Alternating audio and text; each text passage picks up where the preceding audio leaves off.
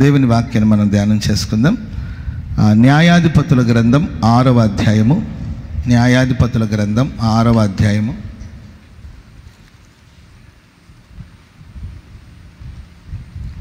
12వ వచనం. యెహోవా దూత అతనికి కనపడి, దేవుని దూత అతనికి కనబడి, పరాక్రమం కలిగిన బలాఢ్యుడా, యెహోవా నీకు తోడై ఉన్నాడని అతనితో అనగా. యెహోవా దూత అతనికి కనబడి, పరాక్రమము కలిగిన బలాఢ్యుడా, యెహోవా నీకు తోడై ఉన్నాడని అతనితో అనగా. ఆ పై వచనం కూడా చదవండి.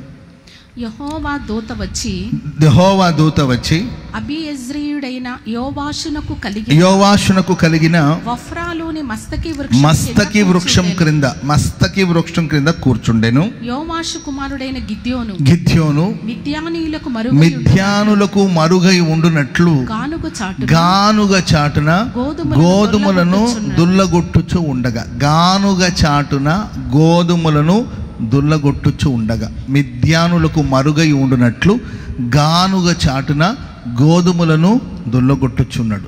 గానుగ చాటున నూనె తీస్తారు, లేకపోతే ద్రాక్ష రసం తీస్తారు. స్తోత్రం చెప్పడం గట్టిగా.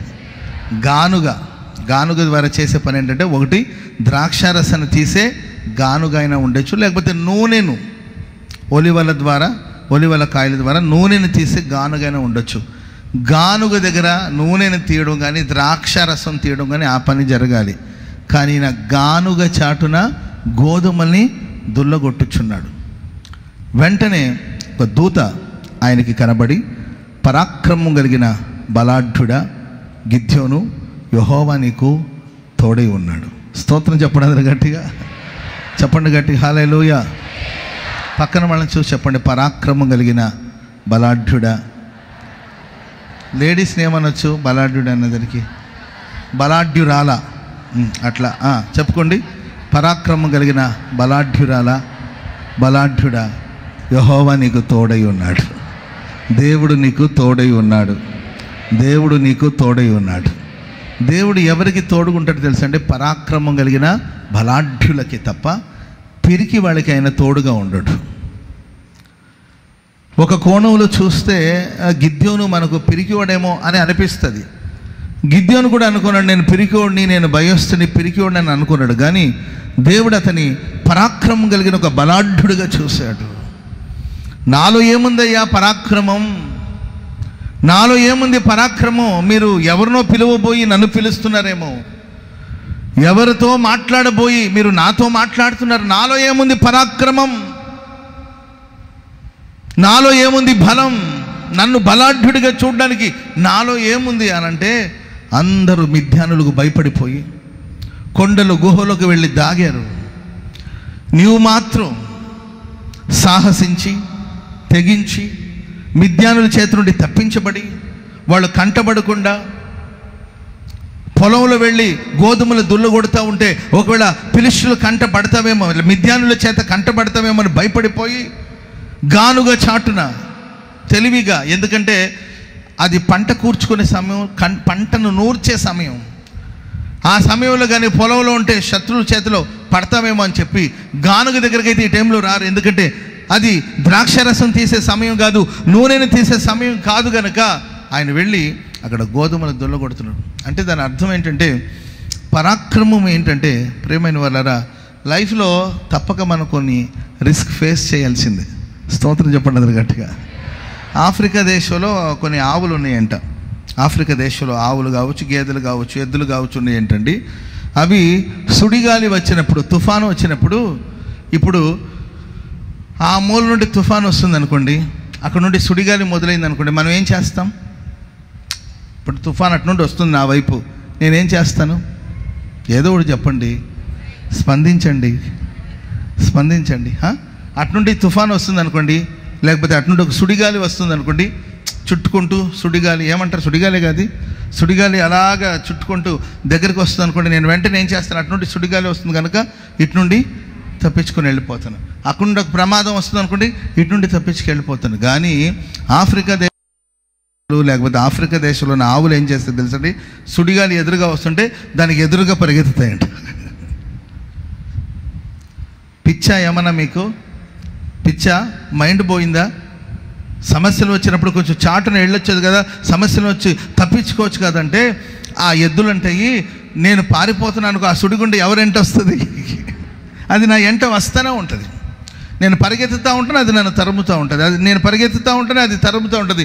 ఎంత దూరం నన్ను తరుముతుందో తెలీదు. అందుకొరకు నేనేం చేస్తానంటే, ఆ సుడిగుండాలకి, లేకపోతే ఆ తుఫానికి, లేకపోతే ఆ గాలికి ఎదురుగా వెళ్ళాను అనుకో, ఆ గాలి నన్ను దాటి వెనక్కి వెళ్ళిపోతుంది. అవతల అంత ప్రశాంతంగా ఉంటుంది. చప్పట్లు కూడా మందిర గట్టిగా హల్లెలూయా. ప్రియమైన వారు, సముద్రాన్ని దాటాలంటే ఏం చేయాలి? సముద్రాన్ని దాటాలంటే ఏం చేయాలంటే, సముద్రాన్ని దాటాలంటే దాటాలనుకున్నప్పుడు దాటాలి. అడవిని దాటి అవతలకి వెళ్ళాలంటే ఎక్కడికి రావాలి? అడవిలోనికి రావాలి. దరిన నిలబడి నేను దాటాలంటే అప్పటికీ దాటలేవు. సముద్ర ఒడ్డున నిలబడి ఏంటంటే సముద్రాన్ని దాటాలి అనుకుంటుంటే ఏమి ప్రయోజనం ఉండదు. ఒక అడుగు ముందు వేయాల్సిందే. ఆ సముద్రాన్ని దాటాల్సిందే. ఒక సమస్యను దాటాలంటే ఖచ్చితంగా ఆ సమస్యను దాటుకుంటూ అవతలకు మనం వెళ్ళాలి. ఆమెను చెప్పండి అందరూ గట్టిగా. హల్లెలూయా. సోమరులకి దేవుడు ఎప్పుడు తోడే ఉండడు. నేను సోమరితనంగా ఉంటాను, నేను కూర్చొని ఉంటాను, నా దగ్గరికి అన్నీ రావాలంటే అది ఎప్పటికీ సంభవించదు. శ్రమపడే మనస్సుని ఆయుధముగా ధరించుకోవాలి. శ్రమపడాలి. నీ కుటుంబం కొరకు శ్రమపడాలి. చదువుకుంటున్నావా? కష్టపడి చదువుకోవాలి. ఉద్యోగం చేస్తున్నావా? కష్టపడి ఉద్యోగం చేయాలి. ఓ వ్యాపారం మొదలెట్టావా? దానికోసం కష్టపడాలి. 2 రోజులు 3 రోజులు నీకు ఫలితం రాకపోవచ్చు. ట్రావెల్ చేయాలి, ప్రయాణం చేయాలి. ఆ వ్యాపారంలో అనుభవాన్ని అడిగి తెలుసుకోవాలి, యోచించాలి, ఆలోచించాలి. దాన్ని ఎలా డెవలప్ చేసుకోవాలో ఆలోచించాలి. స్తోత్రం చెప్పండి అందరు గట్టిగా. హల్లెలూయా. నాకు మన ఎవరో ఒక స్నాక్స్ తెచ్చారు. నాకు స్నాక్స్ ఒకటి తీసుకొచ్చారండి. ఒక పేపర్ ముక్క ఏమైనా ఉందా? ఒక్క పేపర్ ముక్క ఒకటి. పేపర్ ముక్క ఎవరి దగ్గర లేదా?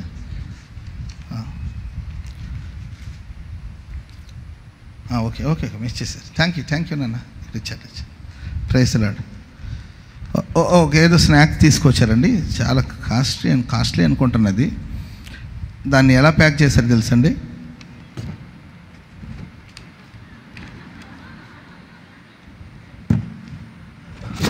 Praise Lord. ఈ పొట్లాలు మనం చూసామో లేదు చెప్పండి? చిన్నప్పటి నుండి చూసి పెరిగేవారు. దాన్ని ఏదో ఒక వింతగా చేసి కొత్తగా దాంట్లో ఒక స్నాక్ పెట్టి, అది కాస్ట్లీ అనమాట, ఏంటంటే విలువైంది, అంటే చాలా ఖర్చు పెట్టి తీసుకొచ్చారు. ఏంటి ఆ పొట్లం విశేషం అని చూస్తే ఇట్లా ఉంది అది. Praise Lord. ఇది చిన్నప్పటి నుండి మనం చూస్తాం. దీంట్లోనే చెనక్కాయలు వేసుకొని తిన్నాం మనం, దీంట్లోనే బఠానీలు వేసుకొని తిన్నాం. ఏ తిన్నా ఇదే, ఇంకా అదే కొత్త ఏం కాదు. దాంట్లోనే ఒక వింతైన అనుభవం అంతే. దాన్ని కొంచెం నీట్గా ప్యాక్ చేసి దాన్ని అంటించి, అర్థమైందండి? అప్పుడైతే ఇట్లా లూజ్గా వెళుతూ ఉండేది. దానికి కొంచెం చిన్న స్టిక్కర్ వేసో లేకపోతే ఏదో చేసి దాన్ని ఒక స్పెషల్ ఏంటండి ప్యాకింగ్ లాగా. స్తోత్రం చెప్పండి అది గట్టిగా. వ్యాపారం, ఏ వ్యాపారం అనేది చేయొచ్చు. దానిలో ఇంకెలా డెవలప్ చేయొచ్చు.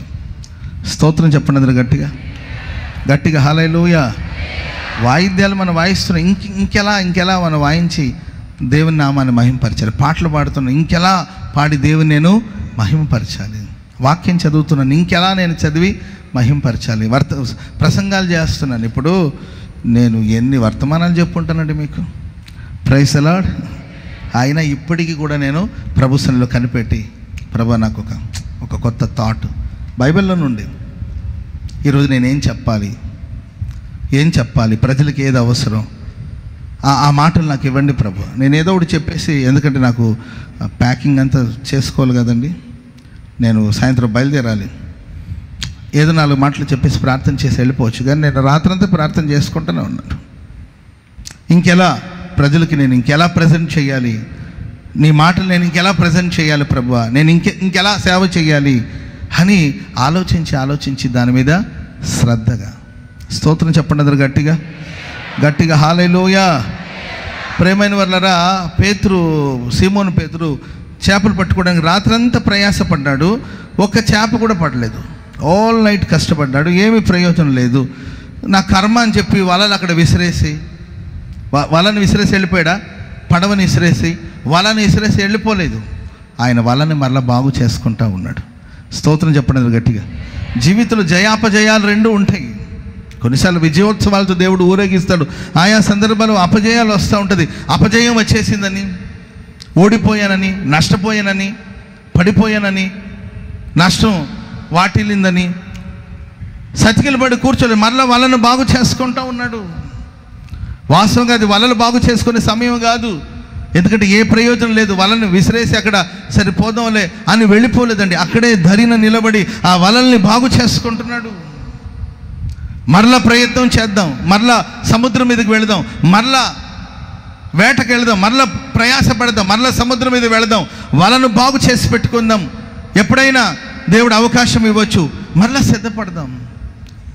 వలలు బాగు చేసుకుంటుండగానే ప్రభు అక్కడికి వచ్చాడు. స్తోత్రం చెప్పడం గట్టిగా. నీ పడవని లోతుకి తీసుకెళ్ళమన్నాడు, కుడివైపున వల వేయమన్నాడు.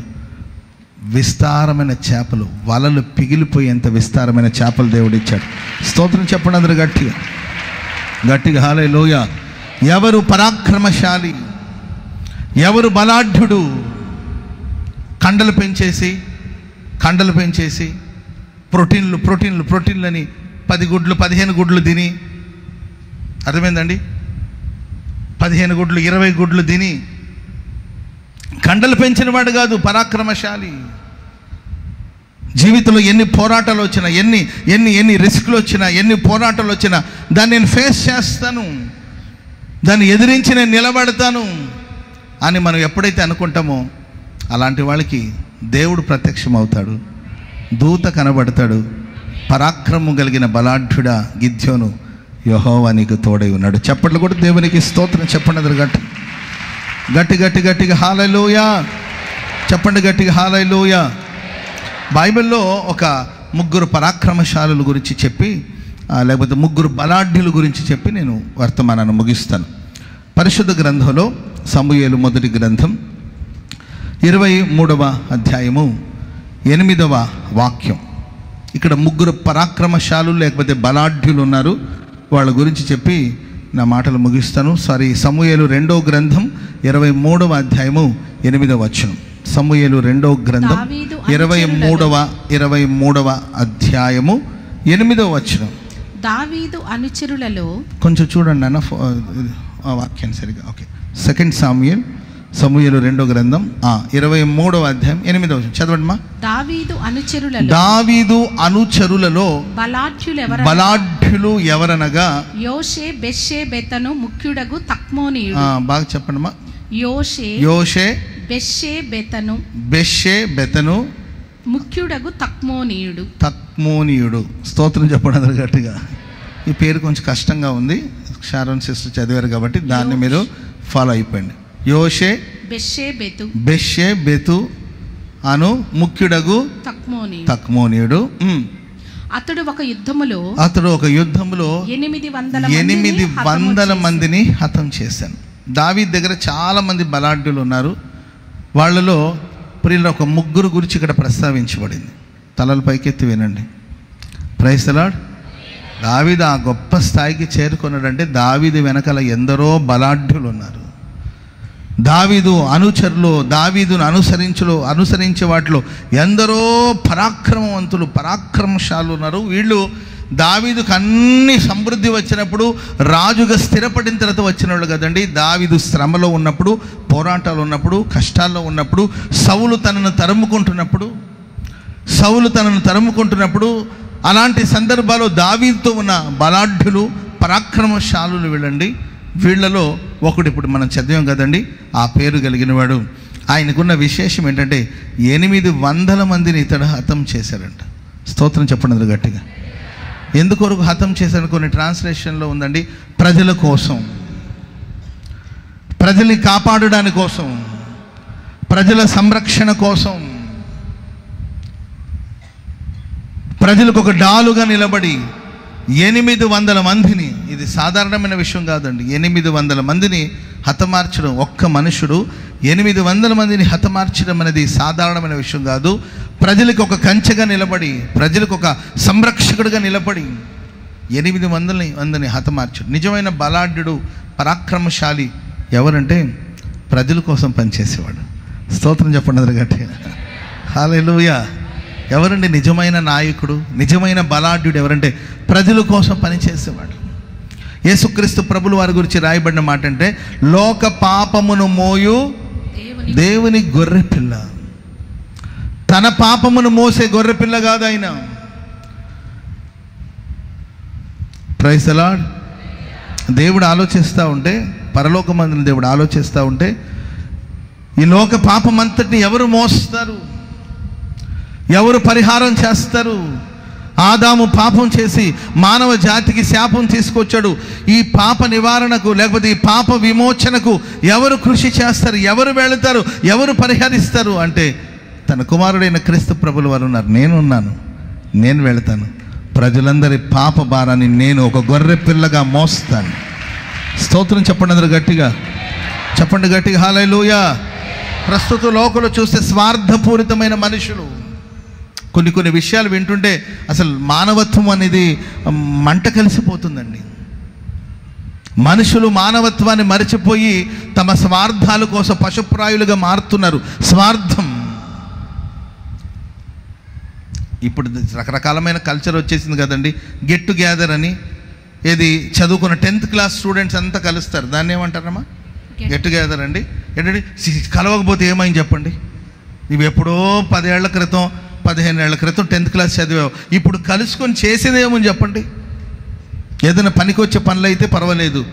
ఏంటండి 10వ క్లాస్ చదివిన వాళ్ళందరూ కూడా ఫోన్లు చేసుకొని మనందరూ కలుద్దామని అందరూ కలిశారంటండి. ఎప్పుడో చిన్నప్పుడు ఈ 7వ క్లాస్ చదువుతున్నప్పుడు ప్రేమ చిగురించిందంట. అర్థమైందండి? ప్రేమ చిగురించి కాయలు కాసి పువ్వు పూసి ఏంటండి వికసించి సువాసన అందించే లోపల 10th క్లాస్ పాస్ అయ్యేసరికి అమ్మాయికి పెళ్లి చేసేసారట. ఏది? ప్రేమ వికసించిన వాడితో కాదు, ఇంకెవరితో. సరే పెళ్లి చేసుకుని వెళ్ళిపోయింది, తప్పదు కదండి. ఆయనకి పెళ్ళి అయిపోయింది, ఈ అమ్మాయికి పెళ్ళి అయిపోయింది, ఈమెకి 3 పిల్లలు అంటండి. మరలా 10-15 సంవత్సరాల తర్వాత అందరూ కలుసుకున్నప్పుడు 7వ క్లాసులో చిగురించిన పుష్పం మరొకసారి మొద్దుల నుండి ఒక చిగురు పుట్టినట్టు పుట్టిందంట. దరిద్రమైన పనులు కాకపోతే. అర్థమైందండి? ఇక అంతే మాట పెరిగి, మీరు నవ్వుతున్నారేమో కానండి, మాట పెరిగి చివరికి మరలా ప్రేమ చిగురించి ఎంతకు సాహసించింది, ఎంతకు తెగించింది అంటే 3 పిల్లల్ని చంపేసి, తనకు 3 పిల్లలు అయితే ఆ 3 పిల్లల్ని చంపేసి తన భర్తను వదిలేశారు. వెళ్ళేదేమో వెళ్తే వెళ్ళి చావండి, అది వేరే విషయం. మనుషులను చంపడం ఎందుకు చెప్పండి?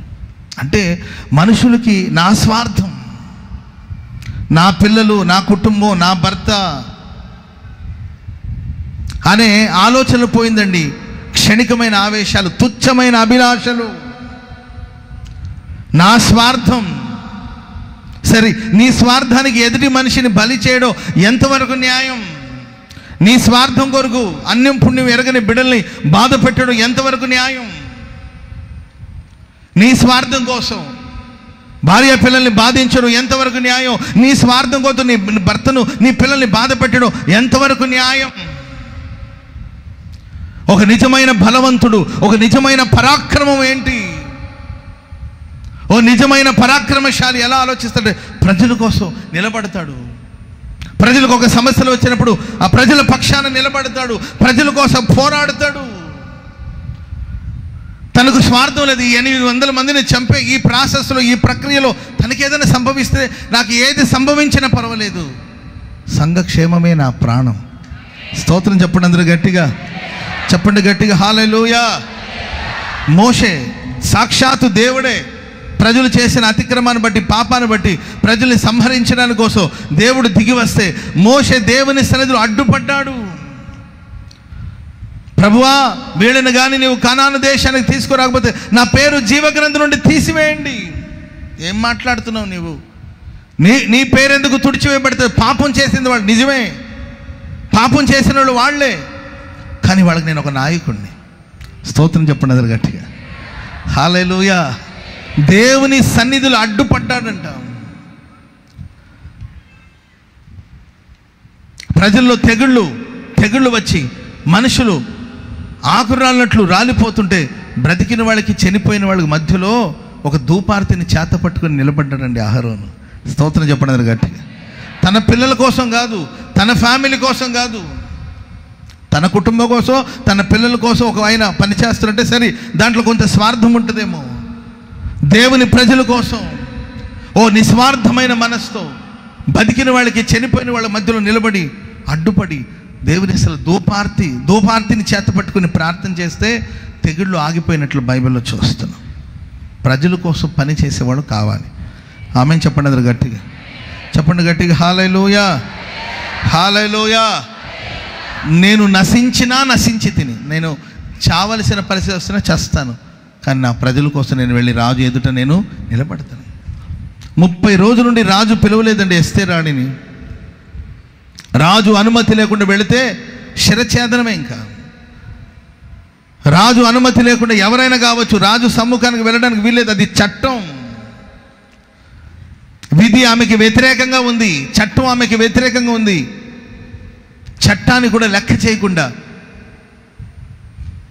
విధులకు వ్యతిరేకంగా రాజు సమ్ముఖాన్ని వెళ్ళి నిలబడింది. ఎందుకంటే నా ప్రజలు కాపాడబడాలి. ఆమె చెప్పండి గట్టిగా. మరి నీ ఫ్యామిలీ కోసం నువ్వు నిలబడలేవా? నీ పిల్లల కోసం నిలబడి నీవు ప్రార్థించలేవా? సాతాను కబంధ హస్తం నుండి నీ కుటుంబాన్ని విడిపించడానికి కోసం నీవు నిలబడలేవా? పిల్లలు చెడిపోతున్నారు, పిల్లలు పాడైపోతున్నారు, పిల్లలు అలా అయిపోతున్నారు అని మనం అంటుంటాం. సరే, సాకులు చెప్పే విషయం కాదు. నేను నా పిల్లల కోసం దేవుని సన్నిధిలో నిలబడతాను. రేయి మొదటి జామున లేచి నా పిల్లల కోసం నేను ప్రార్థిస్తాను. సంఘక్షేమమే నా ప్రాణం. ఈ సంఘం కొరకు నేను నడుము కట్టుకుని నిలబడతాను. దేవుడు నన్ను ప్రేమించి అప్పగించిన ఈ ఆత్మల కొరకు దేవుని సన్నిధిలో నేను వ్యాజ్యమాడతాను. ఇక్కడ కనబడుతున్న దైవజనులు ఏసన్ గారు మాకు చెప్పారు, 2 బూరలు ఉంటాయి. ఒక బూరను ఊది నేను ప్రజల్ని పోగు చేశాను. మీ పని ఏంటంటే 2వ బూరను ఊది ఇక్కడున్న వాళ్ళందరినీ అక్కడికి తీసుకురావాల్సి. స్తోత్రం చెప్పండి అందరూ గట్టిగా గట్టిగా. హల్లెలూయా. మరి ఆ పని నేను చేస్తున్నానా? ఆ పని మనం చేస్తున్నామా? క్రీస్తునందు ఒక వ్యక్తిని సంపూర్ణంగా చేస్తున్నామా? దానికోసం బద్దలైన బండ సందులో నిలబడగలిగిన అనుభవాలు ఉన్నాయా? ప్రజలందరి కోసం ప్రాణాన్ని పణంగా పెట్టి రాజు సముఖాన నిలబడి ప్రార్థించి తన ప్రజలు ఆమె రక్షించుకోగలిగింది, తన ప్రజల్ని దక్కించుకోగలిగిందండి. యూదా జాతిని కాపాడిన ఘనత ఒక స్త్రీ ఎస్తేరు రాణి. స్తోత్రం చెప్పండి అందరూ గట్టిగా, చెప్పండి గట్టిగా. హల్లెలూయా. అలా కాకుండా ఎవడు ఎట్టిపోతే నాకెందుకు, నినేవే పట్టణానికి వెళ్ళమన్నాడు. నినేవే పట్టణం యోనా ఉన్న చోటు నుండి ఒక 500 మైళ్ళు దూరం. ఎంత దూరం అండి? 500 మైల్స్ అంటే మేబీ ఒక 750 కిలోమీటర్లు. ఎంతండి? 750 కిలోమీటర్ల దూరంలో నినేవే పట్టణం ఉంది, 500 మైళ్ళు. కానీ తర్షీషు ఎంత దూరం అంటే 2500 మైళ్ళు. ఎంతండి? 500 మైళ్ళ దగ్గర 2500 మైళ్ళ దగ్గర అండి, 500 కదా. నినేవే దగ్గర, తర్షీషు దగ్గర ఆయనకి నినేవే పట్టణం దగ్గర ఒక 500 మైళ్ళు ప్రయాణం చేసుకుని వెళితే నినేవే పట్టణం ఉంటుంది. సరే, నీ వెళ్ళి అక్కడ ఏదో ఘనకార్యం చేయమని చెప్పలేదు కదా. ఒక నాశనం రాబోతుంది, ఒక తెగుళ్ళు రాబోతుంది అని జస్ట్ ఈ న్యూస్ చెప్పాలంతేకా, ఈ వార్త చెప్పాలంతే. కానీ నినేవేకి వెళ్ళకుండా తర్షీషు అంటే ఎవరేమైపోయినా నాకు అనవసరం. పట్టణమే కుడి ఎడము తెలియని ప్రజలు, కుడి ఎడముకి వ్యత్యాసం తెలియని ప్రజలు ఎందరో ఉన్నారు. వాళ్ళ గురించి నాకేం ఫరక్ పడదు. వాళ్ళు ఎట్టిపోతే నాకెందుకు? నశించిపోతున్న ఆత్మల గురించి నాకేం పట్టదు. ఎవరేమైనా అయిపోయి నాకు సంబంధం లేదు. నేను ఈ రిస్క్ని ఫేస్ చేయలేను. ఎందుకు వచ్చిన గొడవ? వాళ్ళు ఎట్టుంటారో తెలియదు. వాళ్ళు మూర్ఖులో మరి మనకు ఫేవర్ చేస్తారో లేకపోతే వ్యతిరేకంగా. నాకెందుకు వచ్చిన గొడవ ఇది? వాళ్ళ గురించి రకరకాలమైన న్యూస్ వింటున్నాము. వాళ్ళ దుర్మార్గులని, దుష్టులని, దైవ సేవకులు చంపేవాళ్ళని. ఆయన వాళ్ళ భాష నాకు రాదు, ఎందుకు వచ్చిన గొడవ అని వెళ్ళిపోవాలని తర్షీషు ఓడనెక్కాడు. మార్గం అంతా ప్రమాదంగా మారింది. మరలా దేవుడు మరొక్క ఛాన్స్ ఇచ్చాడు, అవకాశం ఇచ్చాడు. అక్కడికి వెళ్ళి 3 దినముల ప్రయాణం చేసి చెప్పాలి. ఒకరోజే తిరిగాడు అంతేకా. రెస్పాన్సిబిలిటీ లేదు, బాధ్యత లేదు. Praise the lord. సగం సగం పనులన్నీ. Praise the lord. హల్లెలూయా. ఏది ఫుల్ఫిల్ చేయడనమాట, సగం సగం సగం సగం పని. ఆ తర్వాత దేవుడు సరే ఈయన చేసిన ఈ సగం పనిని కూడా దేవుడు గణపరిచి ఆ ప్రజలకి పశ్చాత్తాపన కలిగిస్తే వాళ్ళందరూ మారు మనసు పొంది, సింహాసనం మీద ఉన్నవాడు మొదలుకొని ఓ సాధారణమైన వ్యక్తి వరకు అందరూ మారు మనసు పొంది పశ్చాత్తాపడి, మనుషులు పశువులు అందరూ పస్తుండి ప్రార్థన చేసుకుని వాళ్ళు నీతిమంతులుగా మార్చబడి ఉగ్రత నుండి తప్పించుకుంటే ఈ మానవుడు అలిగి ఫీల్ అయిపోయి వెళ్ళి ఊరు బయట కూర్చున్నాడట. ఒక మంచి జరిగితే మంచిదే కదండి. ఒక దుష్టుడు తన దుష్టత్వంలో చనిపోవడం దేవునికి సంతోషాన్ని ఇస్తుందా చెప్పండి? ఒక మనిషి మారితే మంచిదే కదా. సంతోషించవలసిన విషయాలు కూడా విపరీతమైన కోపం. వెళ్ళి ఊరు బయట కూర్చొని చూస్తున్నాడు ఎప్పుడు పతనం అవుతుందో. అంటే నా మాట నెగ్గాలి. దీన్ని ఈగో అంటారు. ఏమంటారండి? ఈగో. ఈగో ఈగో కొంతమందికి. నా మాట నెగ్గాలి, నేను చెప్పిందే జరగాలి. అవతల మనిషి యొక్క విధానాలు, అవతల వ్యక్తి ఎలా ఫీల్ అవుతున్నాడు, అక్కడ పరిస్థితులు ఏంటి, ఇవన్నీ ఆలోచించని ఆ మనసు చాలామందికి ఉంటుంది. ప్రేమైన వాళ్ళారా, దేవుడు ఒక ఏం చెట్టది? సొర చెట్టు. సొర చెట్టును ఒకటి మలిపించాడు. అది అప్పుడు గబగబ ఎదిగి ఆయనకి నీడనిచ్చిందండి. కొంచెం ఆ ఎండలో హాయిగా ఉంది. దేవుడు ఒక పురుగును పుట్టించాడు. ఆ పురుగు వచ్చి సొర చెట్టుని కుట్టిందండి. అది గబగబ ఎండిపోయింది. అంతే. ఇంకా కోపం వచ్చేసింది ఆయనకి. దేవుడు అంటాడు, ఒక్క రోజులో మొలిచి నీకు నీడనిచ్చిన సొర చెట్టు గురించే నువ్వు ఇంతగా ఆలోచిస్తావే.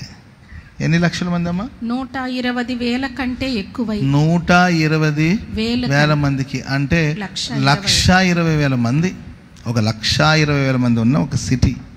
మరి వాళ్ళ గురించి నేను చింతించకూడదా? స్తోత్రం చెప్పండి అందరూ గట్టిగా. మరి యోనా చరిత్ర ఎలా క్లోజ్ అయిందో మనకు తెలీదు. ఎలా క్లోజ్ అయిందో మనకు తెలియదండి. ఆయన మరలా మార మనసు పొందడం నెక్స్ట్ మనకు దాని గురించిన వివరాలు లేదు. ఎందుకంటే ప్రజలు దేవుడు ఒక నిస్వార్థమైన జీవితం. అందుకొరకు ప్రియులారా, మనం ప్రార్థన చేసుకొని నన్ను ఒక బలాఢ్యుడిగా చేయండి. నా ఫ్యామిలీకి నేను ఒక బాధ్యత గల వ్యక్తిగా నేను ఉంటాను. స్తోత్రం చెప్పండి అందరూ గట్టిగా. నా సంఘానికి ప్రభువా నీవు నాకు ఇచ్చిన ఈ సంఘంలో నేను ఒక బాధ్యత గల పాత్రను నేను వహిస్తాను. ప్రజల్ని నేను కాపాడుకుంటాను. ప్రజలకు ఎదురుగా నేను ఒక డాలుగా నిలబడతాను. ప్రజలకు ఎదురుగా ఒక కేడెముగా నేను నిలబడతాను. నా ప్రజలు నేను కాపాడుకుంటాను. స్తోత్రం చెప్పండి అందరూ గట్టిగా. మదర్ తెరేసాని అందరూ మెచ్చుకోవడానికి గల కారణాలు ఏంటంటే ఆమెకి తిండి లేకో, ఆమెకి వస్త్రాలు లేకో కాదు కదండి.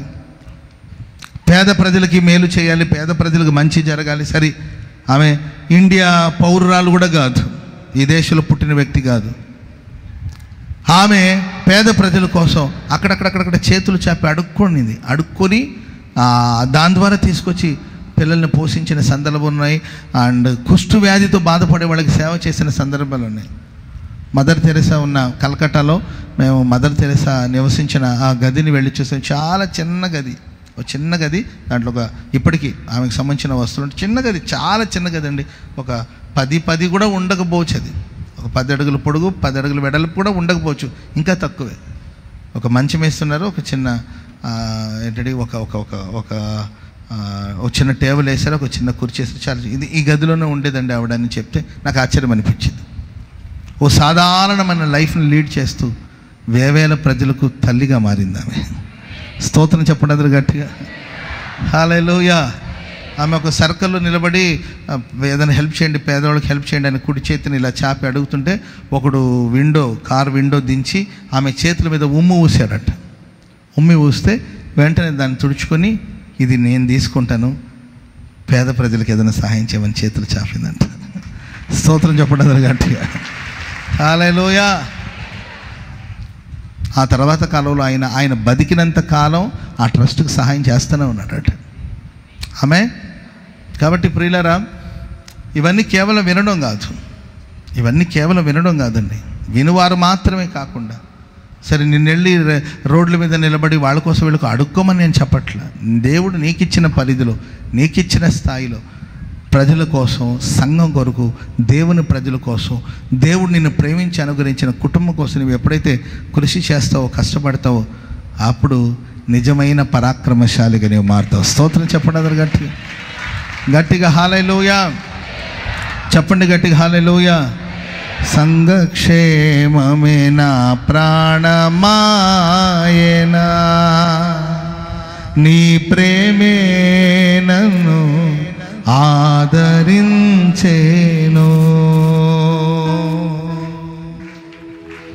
నీ ప్రేమే నన్ను ఆదరించేను.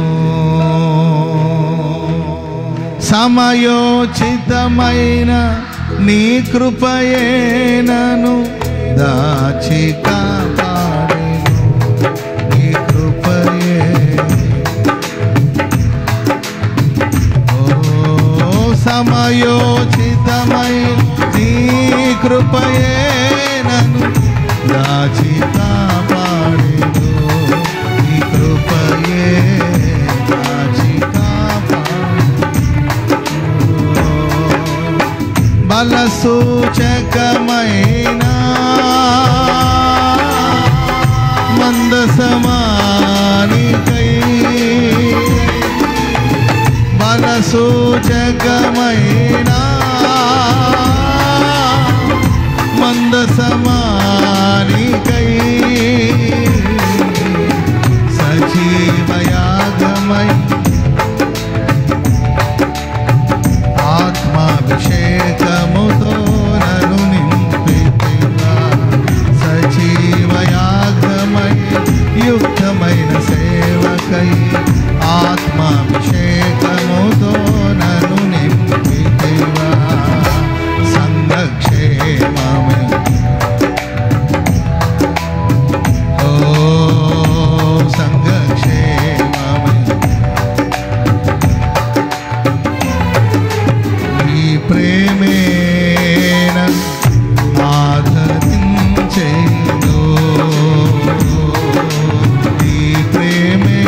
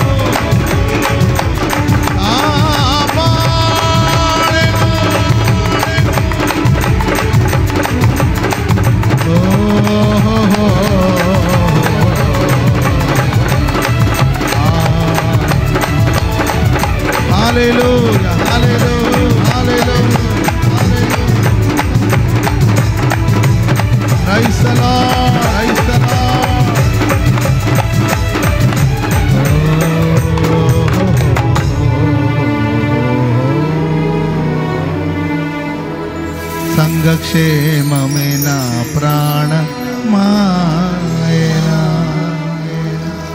సంఘక్షేమమే. ఓ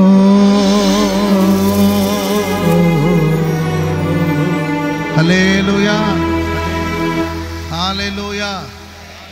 అందరూ అనండి, సంఘక్షేమమే నా ప్రాణము అని చెప్పండి. నిజంగా చెప్పాలి, ఊరికి నేను చెప్పాను కదా. నిజంగా మీకు సంఘం, మన హోసన్న సంఘం, దేవుని సంఘం, దేవుని మందిరం బాగుండాలని కోరుకున్న వాళ్ళు మాత్రమే చెప్పండి, సంఘక్షేమమే నా ప్రాణం, సంఘక్షేమమే నా ప్రాణం. సంఘానికి చెడ్డ పేరు నేను తీసుకురారు. Praise the lord. మనం చేసే దరిద్రమైన పనుల వల్ల సంఘానికి చెడ్డ పేరు రాకూడదు, సంఘానికి మచ్చ రాకూడదు. ఎందుకంటే ఇది క్రీస్తు శరీరం అనే సంఘం. Praise the Lord. దరిద్ర పనులు చేయాలంటే చాలా అవకాశాలు ఉన్నాయి, వెళ్ళి అక్కడ చేసుకోవచ్చు. సంఘక్షేమం, సంఘానికి నా వల్ల ఒక మచ్చ రాకూడదు, సంఘానికి నా వల్ల ఒక అవమానం రాకూడదు. సంఘం కొరకు నేను నిలబడతాను, మొదటి వరుసలో నేను నిలబడతాను. 800 మందిని హతమార్చాడు. Praise the lord. రెండో బలాఢ్యుడి గురించి కంటిన్యూ చేయండి. 23వ అధ్యాయం 9వ వచనం. ఇతని తరువాతి వాడు అహోహీయుడైన దోదో కుమారుడైన. ఏ కుమారుడమ్మా? దోదో కుమారుడు. మరి ఎట్లా పిలిచారో కానీ ఈ పేర్లన్నీ కూడా. ఓకే, దోదో కుమారుడైన ఎలియాజరు. ఇతడు దావీదు ముగ్గురు బలాఢ్యులలో ఒకడు. యుద్ధమునకు కూడి వచ్చినప్పుడు ఫిలిష్తీయులు ఇశ్రాయేలును తిరస్కరించి వాళ్ళని ఢీకొని వచ్చినప్పుడు ఇశ్రాయేలందరూ వెళ్ళిపోగా ఇతడు లేచి చేయి తిమ్మిరిగొని కత్తి దానికి అంటుకొని పోయేంత వరకు ఫిలిష్తీయుల్ని హతము చేయించు వచ్చెను. ఆ దినమున యెహోవా ఇశ్రాయేలుకు గొప్ప రక్షణను కలుగు చేసెను. దోపుడు సొమ్ము పట్టుకొనుటకు మాత్రమే జనులు అతని వెనక వచ్చారు. స్తోత్రం చెప్పండి గట్టిగా. ఈయన పేరు ఎలియాజరు. ఈయన పేరేంటండి? ఆ మొదటి పేరట్టు మనకు నోట్ తిరగట్లేదు, మీరు తర్వాత ప్రాక్టీస్ చేయండి. మీకు ఏమైనా వచ్చిందా ఆ పేరు అమ్మా? యోషే, బెషే, బెతు, ఏదో మొత్తం మీద ఆ పేరు నాకు సరిగ్గా తిరగట్లా. మీకు వస్తే మంచిదే. రెండో వ్యక్తి పేరు వచ్చేసి ఎలియాజర్. ఫిలిష్తీయులు యుద్ధమునకు వచ్చినప్పుడు, వాళ్ళు ఢీకొన్నప్పుడు, ఇశ్రాయేలు ప్రజలను ఢీకొన్నప్పుడు ఇశ్రాయేలు ప్రజలందరూ వెళ్ళిపోయారు. కానీ ఈ ఎలియాజర్ మాత్రం దావీదు పక్షాన నిలబడ్డాడంట. స్తోత్రం చెప్పడానికి గట్టిగా. కొన్ని ట్రాన్స్లేషన్లో దావీదు పక్షాన నిలబడ్డాడు అంటే నాయకుని కాపాడేవాడు. ఆమెను చెప్పండి గట్టిగా. ఎవరిని కాపాడేవాడండి? సంఘంలో ఒక సంఘ నాయకుని కాపాడేవాడుగా ఉండాలి. కుటుంబంలో ఫాదర్స్ డే కాబట్టి ఇంటికి నాయకుడు ఎవరండి? చెప్పాలి. ఇంటికి నాయకుడు ఎవరు? ఫాదర్. ఏంటండి? ఆ ఫాదర్ని కాపాడేవాడుగా ఉండాలి. స్తోత్రం చెప్పండి గట్టిగా. ఆ ఫాదర్కి, ఆ నాయకుడికి ప్రమాదం రాకుండా కాపాడుకోవాల్సిన బాధ్యత నీకుంది. అందరూ వెళ్ళిపోయారు. శత్రులు వచ్చి ఢీకొన్నప్పుడు, శత్రులు వచ్చి దాడి చేసినప్పుడు ఇశ్రాయేలు ప్రజలందరూ చిన్నగా ఎవరికోళ్ళు జారుకుని వెళ్ళిపోతున్నారు. కానీ ఈ ఎలియాజరుకున్న, ఈ బలాఢ్యుడికున్న అనుభవం ఏంటంటే నాయకుని పక్షాన నిలబడ్డాడు. అందరూ వెళ్ళిపోయారు, అందరూ తప్పించుకున్నారు. కానీ ఇతడు మాత్రం లేచి శత్రువుతో పోరాడుతున్నాడు. నాయకత్వాన్ని, నాయకుడిని కాపాడినవాడు. ఆమెను చెప్పండి అందరు గట్టిగా. చెప్పండి గట్టిగా. హల్లెలూయా. నేను ఎప్పుడు ఒకటి చెప్తుంటాను, చాలాసార్లు చెప్పాను, మరలా సందర్భం కాబట్టి దీనికి కనెక్ట్ అవుతుంది కాబట్టి చెప్తున్నాను. క్లాస్ రూమ్లో వెళ్ళి చూస్తే పిల్లలందరూ ఫుల్ సందడిగా ఉంటారు. వీడి బాక్స్లోది వాడు తింటాడు, వాడి బాక్స్లోది వీడు తింటాడు. ఒక్కొక్కసారి మన బాక్స్ ఓపెన్ చేస్తే ఫుడ్డే ఉండదు, ఎవడు తిన్నాడు కూడా తెలియదు. సందడి. టీచర్ కానీ లేకపోతే లెక్చరర్ కానీ రావడం కొంచెం లేట్ అయిపోతే క్లాస్ రూమ్లో ఒక్కటే గోల గందరగోళం, సరదాగా ఉంటారు. ఆ తర్వాత ఎగ్జామ్స్ రాసేటప్పుడు ఎంత హెల్పింగ్ నేచర్ అసలు. ఎగ్జామ్ రాసేటప్పుడు ఎక్కడ లేని హెల్పింగ్ నేచర్ అండి వాళ్ళకి. ఎగ్జామ్స్ అయిపోతే మొత్తం మీద పేపర్లని చెప్పి ఏంటండి బస్సు నుండి బయట విసిరేస్తూ ఉంటారు. అసలు ఆ స్టూడెంట్ లైఫ్ అనేది ఒక అద్భుతం. అంతే. Praise the Lord. నేను అనుకున్నాను లైఫ్ లాంగ్ నేను స్టూడెంట్గానే ఉండాలని అనుకున్నాను. మేబీ నిజంగా దేవుడు నన్ను స్టూడెంట్గానే పెట్టాడు. ఇప్పటికీ నేను చదువుతూనే ఉంటాను, బైబిల్ చదువుతూనే ఉంటాను. ఎందుకంటే ఆ లైఫ్ ఒక అద్భుతం. అంతే. Yes or no? హల్లెలూయా. చాలా సరదాగా ఉంటారు, కుల మత భేదాలు లేకుండా. చాలా వరకు కొన్ని చోట్ల ఉండొచ్చాము, కానీ చాలా వరకు వ్యత్యాసం లేకుండా. నేను చదువుకుంటున్నప్పుడు ముస్లిమ్స్ ఫ్రెండ్స్ ఉండేవాళ్ళు, ఆ తర్వాత బ్రాహ్మణ్ ఫ్రెండ్స్ ఉండేవాళ్ళు, మరాఠీ కుటుంబానికి సంబంధించిన ఫ్రెండ్స్ ఉండేవాళ్ళు, ఇక చాలామంది ఉండేవాళ్ళు అనమాట. ఏ భేదం ఉండేది కాదు, ఎంత కలిసే ఉండేవాళ్ళు. Praise the lord. హల్లెలూయా. ఫ్రెండ్స్ స్టూడెంట్స్ అంతా చాలా హ్యాపీగా ఉంటారు. ఆ తర్వాత స్టాఫ్ రూమ్ ఉంటుంది, అక్కడ టీచర్స్ వాళ్ళందరూ ఉంటారు. వాళ్ళందరూ లంచ్ టైంలో, లంచ్ బ్రేక్లో వెళ్ళి చూస్తే అందరూ కూర్చొని, మేడం గారు మీరు ఏం తీసుకొచ్చారండి అని మాట్లాడుకొని, మా ఇంట్లో గుత్తి వంకాయ కూరండి అంటుంటే, మేడం గారు అండి మాకు కొంచెం ఇవ్వకపోయారు అని చెప్పి మేడములు ఆ తర్వాత సార్లు అందరూ కలిసి కూర్చొని, అంత కాకపోయినా కనీసం ఒక 50 మంది 60 మంది ఉంటారు, కూర్చొని లంచ్ అవర్లో లేకపోతే లంచ్ బ్రేక్లో వాళ్ళందరూ కూర్చొని భోంచేస్తూ ఉంటారు. కానీ ప్రిన్సిపల్ రూమ్కి వెళ్ళి చూస్తే ప్రిన్సిపల్ ఒక్కడే ఉంటాడు. పాపం వాళ్ళ ఆవిడేదో పెరుగన్నం కల్పించి ఉంటుంది, ఒకడే కూర్చొని పప్పు తింటా ఉంటాడు అంతే. అది నాయకుని స్థితి. Praise the Lord. నాయకుడు ఎప్పుడైనా ఒంటరివాడే. కనుక మన బాధ్యత ఏం తెలుసండి, నాయకత్వాన్ని మనం కాపాడాలి. చప్పట్లు కొడదాం అందరూ గట్టిగా. నాయకుడా నీ ఒంటరివాడు కాదు, సేవకుడా నీ ఒంటరివాడు కాదు, మేమంతా నీతో ఉన్నాం. Praise the lord. Hallelujah. Aquila Priscilla గురించి ఏమని చెప్తాడమ్మా పౌలు గారు? అకుల ప్రిస్కిల గురించి, ప్రాణం ఇచ్చుటకైనను వాళ్ళు తమ ప్రాణాన్ని ఇవ్వడానికి కూడా వాళ్ళు సాహసించారంట. స్తోత్రం చెప్పండి గట్టిగా. పౌలు గారి ప్రాణం కోసం వాళ్ళ ప్రాణాన్ని అడ్డు పెట్టారు వాళ్ళు. ఎందుకంటే నాయకుని భాగం కాపాడబడాలి. కాపరిని కొడితే సంఘం ఈజీగా చెదిరిపోతుందండి. ఒక కాపరిని కొడితే సంఘం ఈజీగా చెదిరిపోతుంది. అందుకే సాతాను గాడి ఫోకస్ ఎక్కువగా ఒక కాపరి మీద ఉంటుంది. ఎందుకంటే సంఘానంతా చెదరగొట్టుకోవాలంటే ఓ మనిషి దగ్గరికి వెళ్ళి సంఘానంతా చెదరగొట్టాల్సిన అవసరం. ఒక కాపరిని టార్గెట్ చేసి, కాపరిని ఫోకస్ చేసి, కాపరిని పడగొడితే సంఘం ఈజీగా చెదిరిపోతుంది. అందుకే ఇళ్లలో కూడా ఎక్కువ ఫోకస్ ఆ నాయకుడి మీద, ఇంటి నాయకుడి మీద, ఇంటి ఇళ్ళాల మీద. ఏంటండి, ఆమెకు నాయకురాలు, ఇంటి యజమానుడు ఒక నాయకుడు. వాళ్ళని సాతాను ఫోకస్ చేసి వాళ్ళని పడగొడితే పిల్లల్ని బలహీనపరచడం పెద్ద విషయం కాదు. ప్రార్థించే నాయకుడిని పడగొట్టాలి, ప్రార్థించే తల్లిని పడగొట్టాలి, ప్రార్థించే తండ్రిని పడగొట్టాలి, బుద్ధి చెప్పే నాన్ని బలహీనపరచాలి, కష్టపడే నాన్ని బలహీనపరచాలి. అని బలహీనపరిచాడు అనుకోండి, కుటుంబం బలహీనమైపోతుంది. తండ్రి పోయాడు అనుకోండి, ఆ ఇల్లు వీక్ అయిపోతుంది. తల్లి తొలగిపోయింది అనుకోండి, ఆ ఇల్లు బలహీనమైపోతుంది. కనుక పిల్లలైన వాళ్ళు, నా ఇంట్లో ఉన్న నాయకుడు మా నాన్న, నాయకురాలు నా తల్లి, వాళ్ళు నేను కాపాడే బలాఢ్యుడిగా మారాలి. చెప్పట్లు కూడా దేవునికి స్తోత్రం. చెప్పండి గట్టిగా. హల్లెలూయా. హల్లెలూయా. పిల్లలు ఎవరైనా ఉంటే, పిల్లలు ఆల్మోస్ట్ అందరు ఇక్కడ ఉన్న వాళ్ళందరూ మేబీ ఒకవేళ పిల్లలు ఎవరైనా ఉంటే, మీ తల్లిదండ్రులు ఉంటే, తల్లిదండ్రులు లేని వాళ్ళకైతే మనం ఏం చేయలేం. తల్లిదండ్రులు ప్రభు సన్నిధికి వెళ్ళిపోతే మనం ఏం చేయలేం. మీకు కానీ తల్లిదండ్రులు ఉంటే, ఆ తల్లిదండ్రుల కోసం అలాగే కుడి చేతిని పైకి ఒక చిన్న ప్రార్థన చేయండి, నా తల్లికి నా తండ్రి క్షేమం కలగాలని. ఒకవేళ తల్లిదండ్రులు మీకుంటే, ఒకవేళ తల్లిదండ్రులు లేకపోతే సో మీరు ప్రార్థన చేసుకోండి. తల్లిదండ్రులు ఉంటే మీ పేరెంట్స్ కోసం అలా కుడి చేతిని పైకి ఒక చిన్న ప్రార్థన. మా నాన్నని కాపాడండి ప్రభు, మా అమ్మని కాపాడండి, నా తల్లిదండ్రులు నా ఇంటికి నాయకురాలు, వారిని సురక్షితంగా మీరు కాపాడండి ప్రభు. వాళ్ళ కోసం మేము లేచాం, వాళ్ళ కోసం మేము నిలబడ్డాం, వాళ్ళు కాపాడబడాలి, వాళ్ళు క్షేమంగా ఉండాలి. ఎక్కువగా తల్లిదండ్రులు పిల్లల కోసం ప్రార్థన చేస్తుంటారు, కానీ ఈరోజు తల్లి కోసం, తండ్రి కోసం కుడి చేతిని పైకి ఒక చిన్న ప్రార్థన చేయి.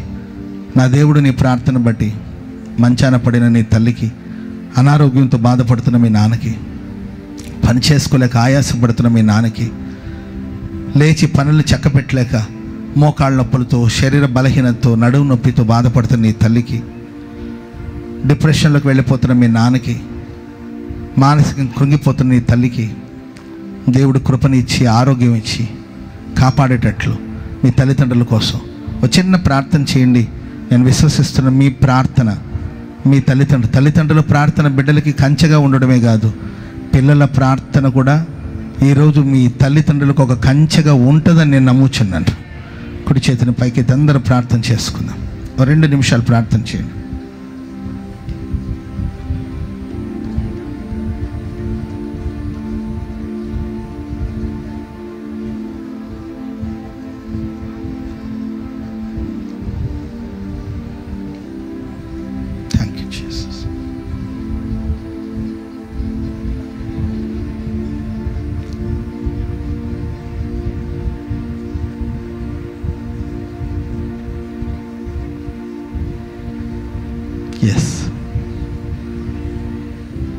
ప్రతి తల్లికి క్షేమం కలగాలి, ప్రతి తండ్రికి క్షేమం కలగాలి, ప్రతి తండ్రికి క్షేమం కలగాలి. ప్రతి నాయకుడు కాపాడబడాలి, ప్రతి నాయకత్వాన్ని కాపాడేవాడు కావాలి. సింహాసనానికి ఆధారంగా నిలబడేవాడు కావాలి. Yes yes.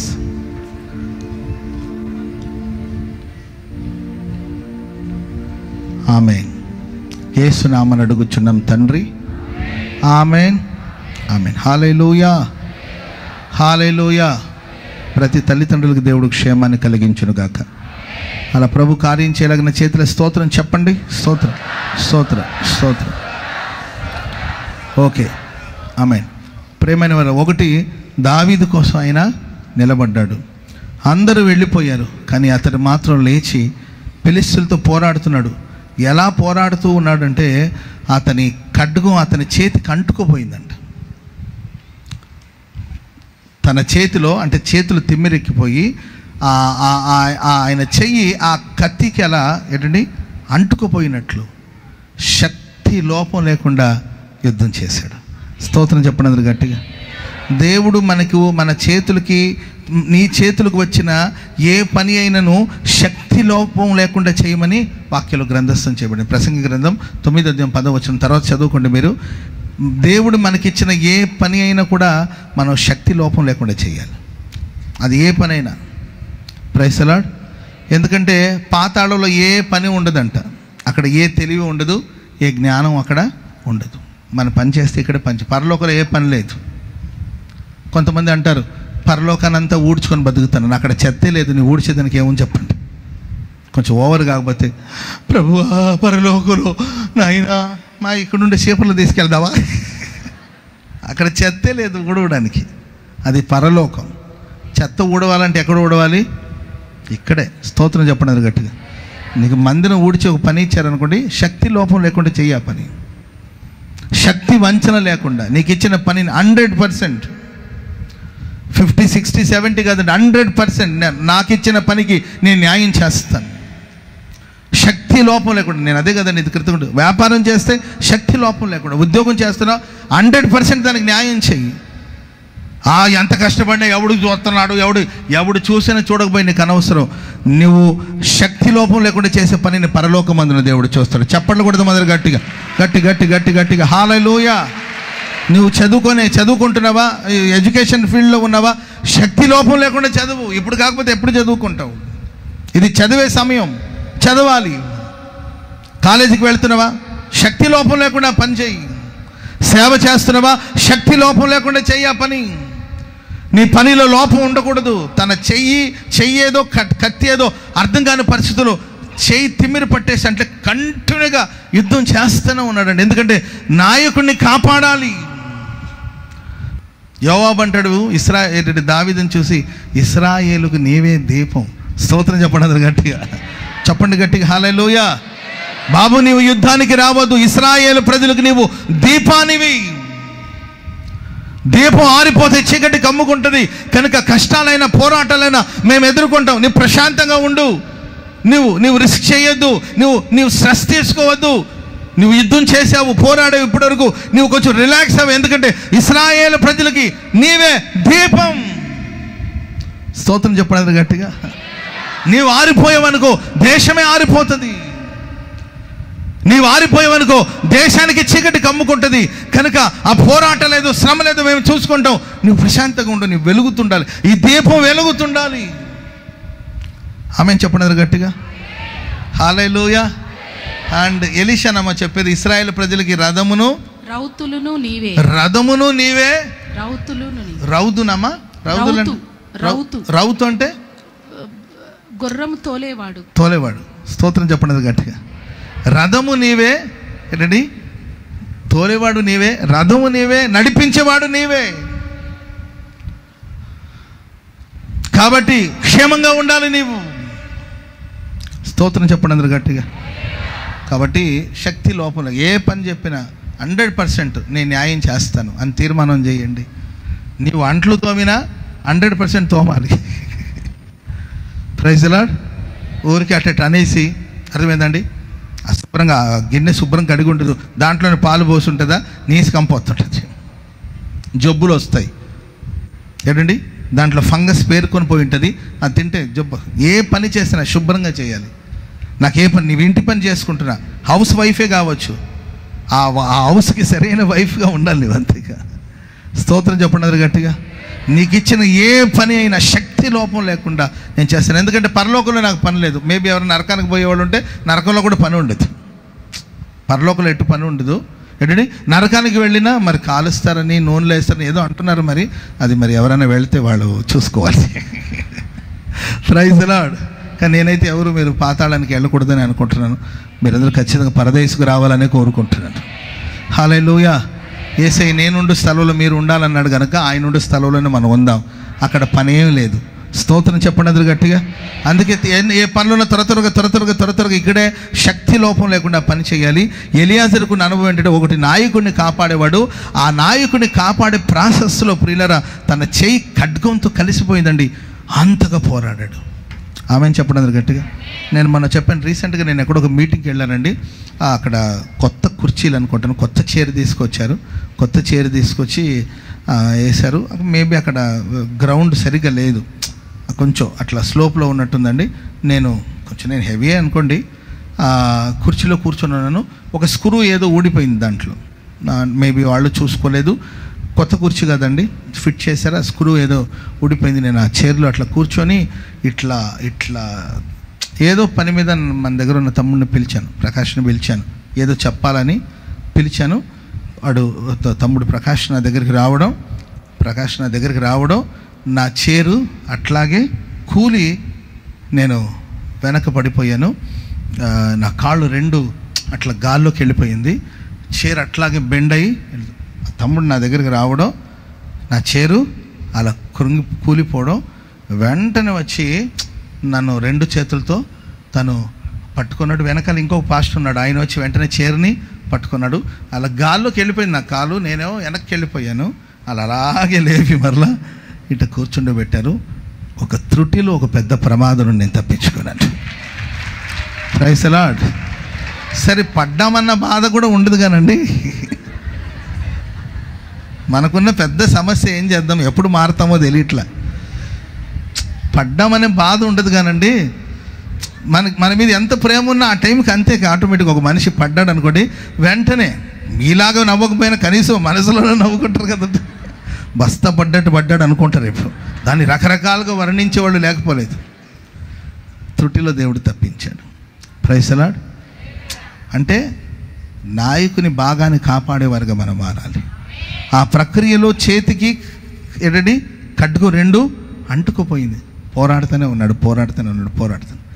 ఇంకా చెప్పనండి, ముందు వచ్చిన వాళ్ళు చదువుకుంటూ వెళ్తే ఈయన యుద్ధం చేసుకుంటూ వెళ్తుంటే వెనకాల జనులు దేనికి వచ్చారంట? దోపుడు సొమ్ము పట్టుకొని మాత్రమే. దేనికోసం వచ్చారంటండి? దోపుడు సొమ్ము అంటే యుద్ధాలు చేసినట్టు శత్రులు చనిపోతారంటే వాళ్ళ మీద ఉన్న ఆయుధాలు కావచ్చు, వాళ్ళ మీద ఉన్న నగలు కావచ్చు, వాళ్ళ దగ్గర ఉన్నాయని పంచుకుంటారు, పోగు చేసుకుంటారు. Praise the lord. హల్లెలూయా. రోడ్డు మీద యాక్సిడెంట్ జరిగిందండి. ఒక లారీ పోతుందండి. లారీ యాక్సిడెంట్ అయింది. ఆ లారీ నిండా బంగారం ఉంది. మొత్తం మీద యాక్సిడెంట్ అయిపోయి బంగారం అంతా రోడ్డు మీద పడింది. మీకు ఇక్కడే మన గోరంట్ల ఎదురు మన ఇక్కడ జరిగి ఉంటుంది అనుకోండి. వెంటనే మీకు ఎవరో వచ్చి వాలంటీర్స్ ఎవరో చెప్తారు, అయ్యో లారీ పడిపోయిందని చెప్పేసి. మీరందరూ పరిగెత్తుకుని వీళ్ళు ఏం చేస్తారు? నిజం చెప్పాలి, నిజాలు మాట్లాడుకోవాలి. మరి నేను ఏం చేస్తాను, వెంటనే బంగారం దాంట్లో ఎవడున్నాడు వాడు అవన్నీ మనకు అనవసరం, పోగు చేసుకునే పనిలోనే ఉంటారు. Praise the Lord. చెరుకు లారీ వెళ్తూ బోల్తా పడిపోయింది. మీకు న్యూస్ వచ్చింది, పరిగెత్తుకుంటూ వీళ్ళు ఏం చేస్తారండి? చెరుకు గళ్ళని తీసుకొస్తూ ఉంటారు. Praise the Lord. ఇలా చెప్పుకుంటే చాలా. ఆయిల్ లారీ ఒకటి కూలిపోయిందండి, ఆయిల్ లీక్ అవుతుంది, లేకపోతే పెట్రోల్ లీక్ అవుతుంది అనుకోండి. మనుషులు వెళ్ళి ఏం చేస్తారండి? ఎవరు బండ్లు తీసుకెళ్ళి డైరెక్ట్గా అక్కడే ఫిల్ చేసుకుంటూ ఉంటారు. ఈయనేమో యుద్ధం చేసుకుంటూ వెళ్ళిపోతున్నాడండి ఫిలిస్తీన్లతో, శత్రువులతో. జనులు అతని వెనకాల వెళ్ళి దోపుడు సొమ్ముని పంచుకుంటున్నారు. ఒకటి, ఈ ప్రజలను చూస్తే నాకు బాధగా ఉంటుంది. ఆడు కష్టపడుతున్నాడు కదా, కొంచెం అతనికి హెల్ప్ చేయొచ్చు కదా, అవ్వలేదు, పోగు చేసుకునే పనిలోనే ఉన్నారు. ఇది ఒక అర్థం. రెండో అర్థం చెప్పాలంటే, నా వెనుకున్న వాళ్ళు బాగుండాలని ఇతడు యుద్ధం చేసుకుని వెళ్తా ఉన్నాడు. చప్పట్లు కూడా మొదలు గట్టి గట్టి గట్టి గట్టి హల్లెలూయా. నా వెనుకున్న వాళ్ళ కోసం మంచి జరుగుతుందంటే దానికోసం నేను ఎంతైనా ప్రయాసపడతాను. Praise the lord. నేనే బాగుండాలని కాదు, నా వెనుకున్న వాళ్ళు, నా వెనక వచ్చే వాళ్ళకి పంచుకోండి, పోగు చేసుకోండి, హ్యాపీగా ఉండండి, తినండి మీరు. Praise the Lord. మీరు దోపుడు సొమ్ము పంచుకోండి, మీ పక్షాన్ని నేను మీ ముందర నేను నడుస్తాను. హల్లెలూయా. టైం అయిపోయింది, ఇంకొక మాట చెప్పి ముగించేస్తాను. నేను ఎంత షార్ట్ చేయాలనుకున్నా మరి అట్లా పెరిగిపోతుంది, ఏం చేయనండి. ఓకే, సమూయేలు 2వ గ్రంథం 23వ అధ్యాయం 1వ వచనం త్వరగా. 11. ఇతని తరువాత వారెవరనగా హరారీయుడగు ఆగే కుమారుడైన షమ్మ. ఫిలిస్తీయులు అలచందన చేనులో గుంపుగూడగా. ఏ చందలమ్మా? అలచందల చేను. అలసందలు అంటారు కదండి, అదే అనుకుంటాను. అలసందలేనా? అలసందలే. మనం అలసందలు అంటారు, వాళ్ళు అలచందలు అన్నారు. అంతే. అలసందుల చేనిలో గుంపుగూడగా జనులు ఫిలిస్తీయుల ఎదుట నిలవలేక పారిపోయారు. అలసందుల చేను, అది పొలం, అది ఆ పొలంలో ఫిలిష్యులందరూ గుంపుగూడగా జనులు ఫిలిస్తీయుల ఎదుట నిలబడకుండా అందరూ పారిపోయారు. అప్పుడు అతడు ఆ చేని మధ్యన నిలబడి ఫిలిష్యులు దాని మీదకి రాకుండా వాళ్ళని వెళ్ళగొట్టి వాళ్ళని హతము చేయటం వలన దేవుడు ఆ రోజు గొప్ప రక్షణను కలుగు చేశాడు. స్తోత్రం చెప్పడం గట్టిగా. అలసందుల చేను అంటే సంఘానికి సాదృశ్యం. ఫిలిష్యులు దేని మీద దాడి చేయడానికి వచ్చారండి? సంఘం మీద దాడి చేయడానికి వచ్చారు. సంఘం కోసం నిలబడేవాడు ఎవడు లేడండి, అందరూ పారిపోయారు. కానీ ఈ షమ్మ అనేవాడు మాత్రం నిలబడి శత్రులు ఆ చేని మీదకి రాకుండా నిలబడి యుద్ధం చేస్తే ఆనాడు ఇశ్రాయేల్ ప్రజలకు దేవుడు గొప్ప రక్షణను కలుగు చేశాడు. స్తోత్రం చెప్పండి గట్టిగా. సమస్యలు వచ్చినప్పుడు నిలబడేవాడు కావాలి. నేను మొన్న ఎక్కడో ఒక వీడియో చూశాను, మేబీ మహారాష్ట్రలో ఎక్కడో ఒక వీడియో చూశాను. మందిరంలో ఆరాధన జరగనివ్వకపోతే వాళ్ళు డైరెక్ట్గా కలెక్టర్ ఆఫీస్ దగ్గరికి ఎక్కడికో వెళ్ళి అక్కడ కూర్చొని ఆరాధన చేస్తున్నారు. స్తోత్రం చెప్పడం గట్టిగా. వాళ్ళని ఆరాధన చేసుకొని అది డైరెక్ట్గా వెళ్ళి కలెక్టర్ ఆఫీస్ దగ్గరికి వెళ్ళి కూర్చొని అక్కడ ఆరాధన స్తుతి అరే బాబు ఎలాంటారా బాబు అంటే మాకు పర్మిషన్ ఇచ్చేంతవరకు మేము ఇక్కడే ఆరాధన చేస్తాం. స్తోత్రం చెప్పడం గట్టిగా. సంఘం కొరకు నిలబడేవాడు కావాలి, పరిచర్య కోసం నిలబడేవాడు కావాలి. సంఘం మీద శత్రు దాడి చేస్తున్నప్పుడు అందరూ పారిపోతే ఈ షమ్మ నిలబడి అసలు ముందు నిలబడాలండి మనం. ఆమెను చెప్పడం గట్టిగా. బైబిల్ మీరు ఊరక నిలబడి ఉండి చూడండి, ఊరక నిలుచుండి చూడండి. నిలబడాలి. ఒక ఆపద వచ్చినప్పుడు, అపాయం వచ్చినప్పుడు, ప్రమాదం వచ్చినప్పుడు నిలబడే అనుభవం ఉండాలి. నేను చాలాసార్లు చెప్పాను, సందర్భం వచ్చి చెప్తున్నానండి. కృష్ణదేవరాయలు ఆయన హంపిలో ఆయన సామ్రాజ్యాన్ని స్థాపించారు. హంపిలో ఒక కోట ఉంటుందండి. హంపి అనే ఒక ఊరుంది కర్ణాటకలో. అక్కడ ఒక పట్టణమే నిర్మించాడు ఆయన. ఆ పట్టణం నిర్మించిన కారణం ఏంటంటే ఆ రోజులో ఆయన వేటాడడానికి కోసం వెళ్ళినప్పుడు వేట కుక్కలను తీసుకుని వెళ్ళాడంట. అది అడవి ప్రాంతం. ఒక జింకని పట్టుకోవాలని వేట కుక్కలు వాటి మీద వదిలినప్పుడు ఆ కుక్కలు ఆ జింకను తరుముకుంటుందంటండి. జింక పరిగెత్తడం, కుక్కలు తరుముకోవడం, జింక పరిగెత్తడం, ఇవి తరుముకోవడం, ఇలా జరుగుతూ ఉంటే ఇక రాజు చూస్తూ ఉన్నాడండి. ఒక్క ప్లేస్లోకి ఒక స్టేజ్కి వచ్చిన తర్వాత జింక అనుకునేది ఈ కుక్కలను వదిలేటట్లేవు. సో మా జాతి అంతా కూడా ఈ కుక్కల చేతులు పడి చీల్చబడి చచ్చాయి. కాబట్టి జీవితంలో ఎట్టు చేస్తా, నేను చచ్చే లోపల వాటిని ఎదిరించే చేస్తానని చెప్పి అప్పుడు దాకా పరిగెత్తిన జింక ఒకసారి ఇలా నిలబడి ఏయ్ అనేది కుక్కలు దిక్కుకొకటి పారిపోయిందండి. అప్పుడు కృష్ణదేవరాయలు ఆశ్చర్యపోయి ఏంటండి, ఏంటి అసలు కుక్కల్ని జింక తరుముకోవడం ఏంటి అని ఈ ప్లేస్లో ఏదో మహిమ ఉందనుకొని అర్థమైందండి. అక్కడ ఆ సామ్రాజ్యాన్ని స్థాపించాడు. అక్కడ ఒక పట్టణాన్ని నిర్మించాడు. Praise the Lord. అంటే ఆ స్థలంలో మహిమేం లేదు, కానీ ఎదిరించి నిలబడింది. నేనేమంటానంటే ఆపదలు వచ్చినప్పుడు, అపాయాలు వచ్చినప్పుడు నిలబడండి ముందు. Praise the Lord. అనారోగ్యం వచ్చినప్పుడు నిలబడండి, కలవరపడద్దు. సంఘానికి ఒక ప్రమాదం వచ్చింది, అందరూ పారిపోయారు, కానీ ఈ షమ్మ నిలబడ్డాడు. అంటే ఈ ముగ్గురు గురించి కొన్ని క్వాలిటీస్ ఉన్నాయండి. జస్ట్ అవి వినిపించి ముగించేస్తాను.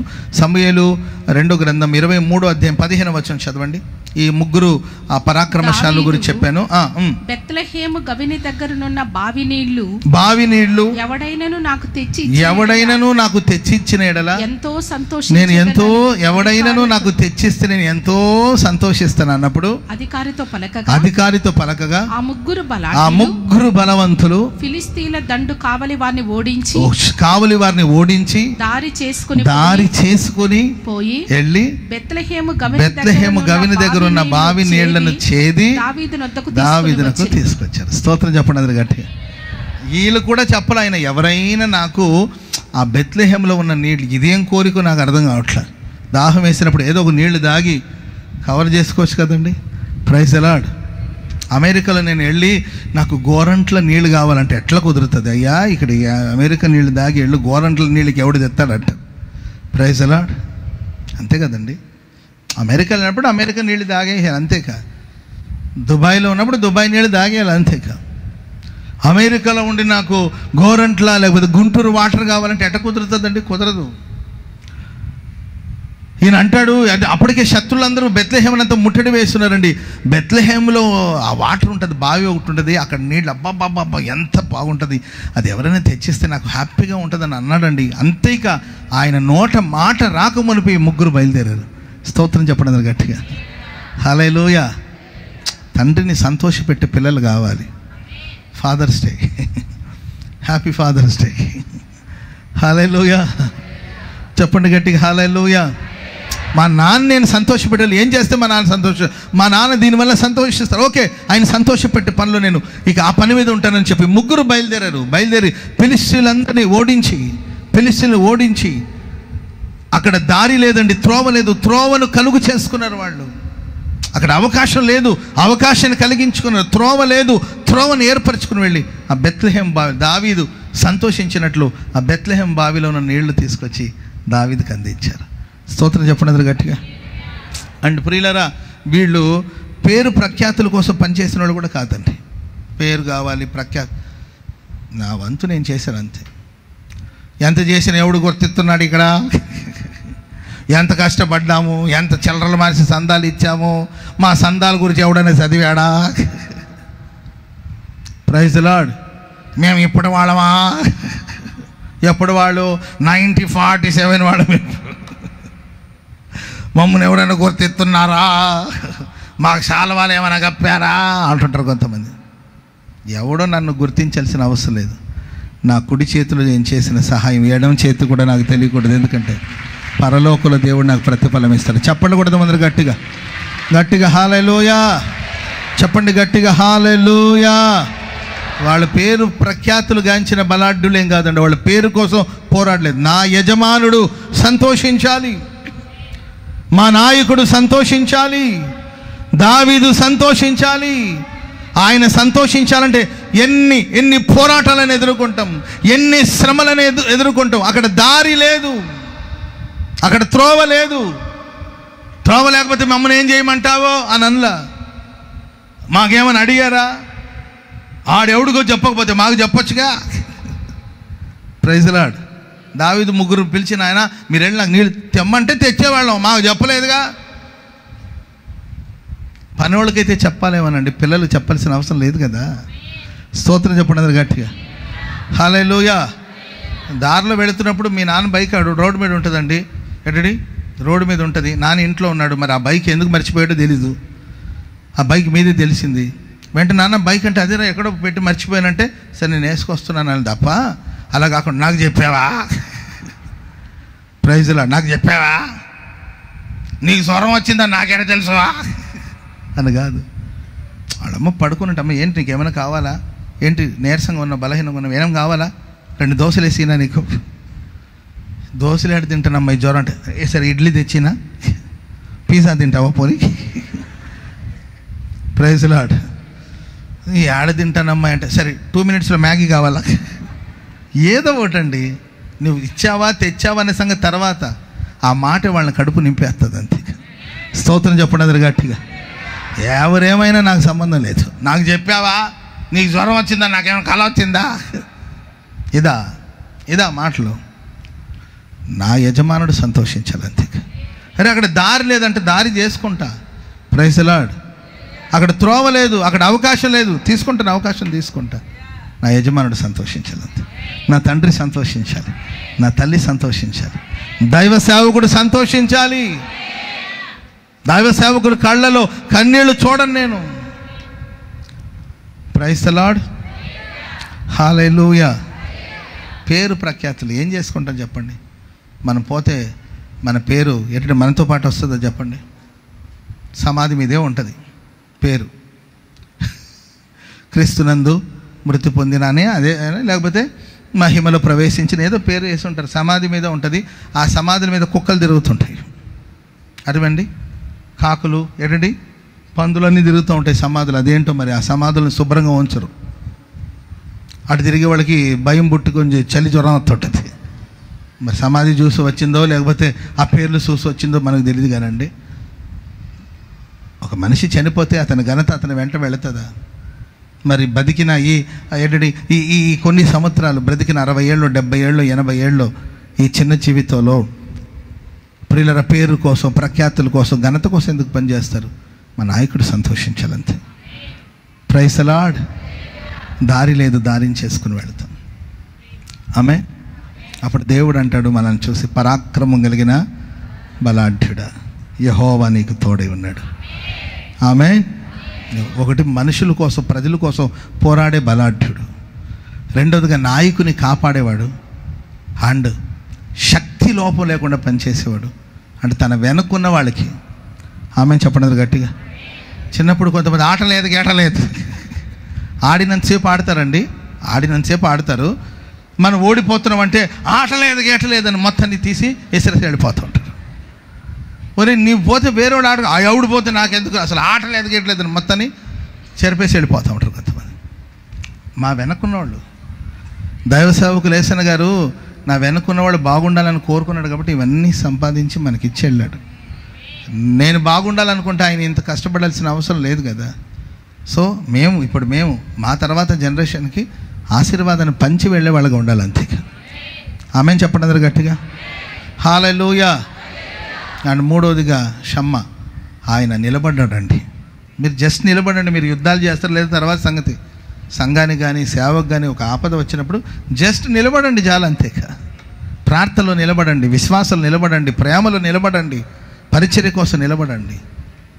ఆమె నిస్వార్థంగా పేరు ప్రఖ్యాతులు. పేరేసారా ఏంటన్నా? పెళ్ళికి రా, నా పేరేలా.